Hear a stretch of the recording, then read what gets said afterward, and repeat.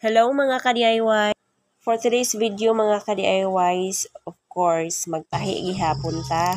Pero kinamot atong gamiton mga ka-DIY ha, kay baga kayo ning atong tela nga gamiton. So, dili ka daog ang atong sewing machine. So, gipugos na to og gamit ang sewing machine, siguradong mo ungot, maguba.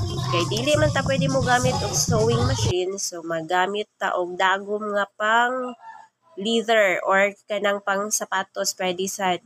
Kani nga dagom ako adyo ning gituyo ag order sa online no, kay gamit kay ni nato ning hilig ta og tahi-tahi. Kani nga dagom set na ni siya na siya'y tanod.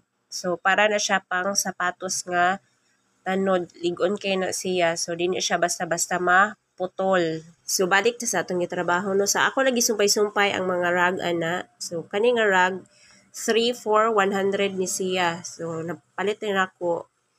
Wa po ni nako kasag palit sugi. Tagos-tagos ni nako palit every Saturday.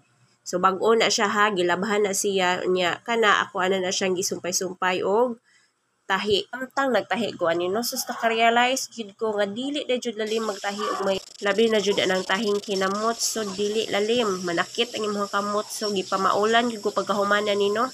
Pero kinsa man sa di pa maulan no, nya abot bayap kog duha ka adlaw tumahi na ko aning huang gibuhat ron. So ako alam jud nang gi-continue kay huan namang nasugdan nga no bitaw giintiran, so kinahanglan jud humanon. So kani nga idea ako ra po ni siyang gi-share ninyo no, basi ganahan sa daay mo. So gamit kay ini siya labi na jud sa mga bata or labi na maghigda-higda sa simento or ay may na lang ni hapin sa ilahang likod or magduwa, pwede na siya gamiton. No? Maghigda, pwede po. O diba kaha, mag-exercise, so pwede rasad kayo nini mo gamiton.